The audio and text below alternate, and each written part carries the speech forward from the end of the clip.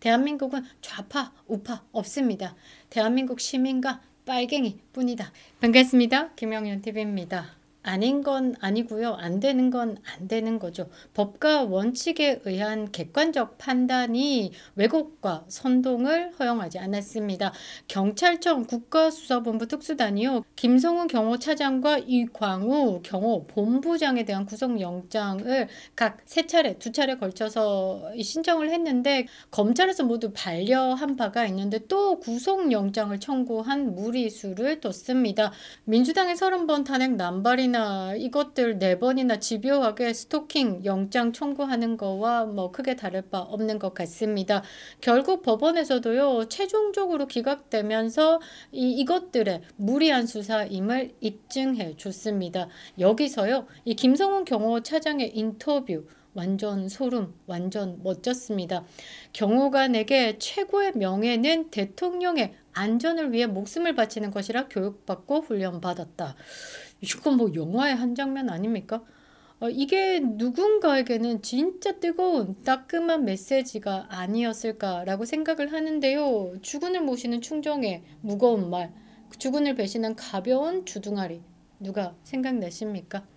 오늘의 주제는요, 기억을 새기기 위해서 다시 우리는 물어야 한다라는 겁니다. 윤석열을 지킨 자, 그리고 윤석열을 배신한 자, 두 사람에 대한 이야기 해보도록 하겠습니다. 구독과 좋아요 버튼 꾹 눌러주시고요. 끝까지 시청 부탁드리겠습니다. 큰 힘이 되고 있습니다. 자, 제가 글을 써가면서 우와, 으이씨, 우와 막 이런 느낌이 들었었는데요. 아직도 한동훈을 보면서 이 윤석열 대통령을 이어서 정권을 재창출할 적임자다라고 댓글을 다시는 분들은 대한민국 우파는 아니다라고 생각을 합니다. 우파도 아니고 뭐 좌파도 아니고 빨갱이도 아니고 그냥 한동훈에게 꽂혀 있는 거다라고 정도로 해석이 될 것 같습니다. 나라를 생각한다라고 하면 한동훈을 외칠 수가 없죠. 자, 2025년 3월입니다.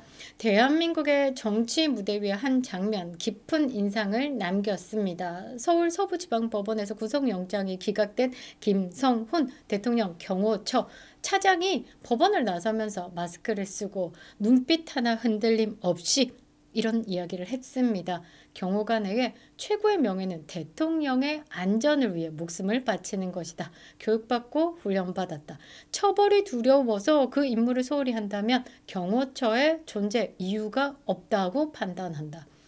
이거 소름 끼치는 그런 느낌? 이 단순한 발언 아닙니다. 어떤 기관, 지금 권력의 똥꼬에 줄 선 기관들이 정치적인 판결을 한다? 정치적인 수사를 한다? 이런 것들을 한 방에 세려 갈기는 뼈아픈 말이다 라는 겁니다. 불법 영장 집행 시도를 막아낸 이 경호 책임자의 소신이자 대한민국의 대통령을 끝까지 지키겠다라는 신념의 선언입니다. 이 김성훈이요, 이 경호의 마지막 선을 지켰고 법은 구속하지 않았다. 이게 법이 이 정당한 직무 수행으로 판단했기 때문이다라고 볼 수 있죠. 이거와 뚜렷하게 대비되는 사람, 가벼운 주둥아리 한동훈 전 당대표입니다. 20년 넘게 윤석열 대통령의 곁을 지켰죠. 아니, 그냥 곁에 뒀다 정도가 맞는 것 같습니다. 눈에 넣어도 아프지 않다라는 표현을 썼습니다. 그런데 이 12.3 비상계엄 국면에서 자신의 정치적 유불리에 따라서 대통령에게 비수를 들이댔습니다. 비상계엄 해제 앞장서고 민주주의의 수호자인 양 언론 앞에서 꼴값을 떨었는데요. 국민들은요, 이 한동훈의 말을 믿지 않았습니다. 왜 윤석열 대통령에게 저렇게 독하게, 저렇게 잔인하게 왜 저러지? 라는 기억을 가지게 됐죠. 윤석열 정부의 기반이 흔들리자 한동훈은 탄핵 정국을 기회로 삼았습니다. 야당과 언론이 대통령을 흔들 때 당대표로서 침묵을 했죠. 심지어 이 12.3 비상계엄 해제 이후에 윤석열 대통령에게 직접 이렇게 말했습니다. 저는 이 부분이 가장 분노 포인트였는데요. 이 윤석열 대통령의 직무 정지는 12월 14일 탄핵소추안 2차 가결 이후였죠. 그런데 이 직무가 정지된 대통령이 아닌데도 뭐라고 이야기를 했냐면 대통령께서는 직무를 지속할 상황이 아니다. 이거 굉장히 위험한 말입니다. 이 비상계엄 선포 자체가 이 언론, MBC 뭐 이런 데서 뭐라고 했죠? 술을 먹고 했다, 또는 뭐 정신이 이상하다, 또는 보수 유튜버, 극우 유튜버에 취해서 부정선거를 믿었다 이러면서 막 몰아칠 때, 그때 한동훈이가 나와서 직무를 지속할 상황이 아니다. 그러니까 정신 상태가 좀 안 좋다라는 것을 우회적으로 표현을 한 겁니다. 굉장히 잔인한 인간이다라고 볼 수 있죠. 그러면서 국내 정치는 손을 떼시고 공동정부를 구성해서 사태를 수습하셔야 합니다. 이러면서 한덕수 국무총리를요, 지각한 것도 아니고 국민의힘 당사로 모셔가지고 과도 내각 구상을 했습니다. 공동정부 로드맵을 시작하겠다라고 했죠. 이 과도 내각이 뭐냐면요, 이 정치적 위기나 권력의 공백 상태에서 임시로 운영하는 내각 체제, 그러니까 새로운 정치 체제 정립 전에 이제 한시적으로 국정을 운영하겠다라는 뭐 임시정부격 이 정도로 생각을 하면 되는데, 이거를 지가 하겠다라고 한덕수 국무총리를 당사로 불러가지고 기자회견을 한 겁니다. 가짜 나서 정말 말이 안 나오는데요. 이 한동훈의 이 발언이 뭐라고 해야 되나? 사실상 윤석열 대통령의 직무가 정지되어 있지 않음에도 불구하고 이 대통령에 대한 권한을 지가 박탈하고 헌정 질서 내에서 퇴진을 유도하려는 시도로 읽혔습니다. 그래서 이게 저는 쿠데타다라고 이야기를 했거든요. 진짜 쿠데타, 내란의 세력은 한동훈이다. 이거는 한동훈의 정치 공작이었습니다. 그것을 알게 된 우리 보수 우파들은 한동훈을 이제 쳐내기 시작해서, 그래서 한동훈은 끌려 내려온 겁니다. 한동훈이 옆에서 둔 그 누굽니까? 좌경률이죠. 좌경률 그건 아직까지 유튜브에 나옵니다. 그것도 보수 유튜버의 패널로 나와가지고 지금 대통령을 뭐 이야기를 하고 평가를 하고 지금 국정에 대한 평가를 하고 있던데, 쥐가 왜? 이런 생각이 들더라고요. 이 좌경률을 옆에 두고 마리 앙뚜아네트를 빗대면서 김건희 여사를 공격해왔습니다.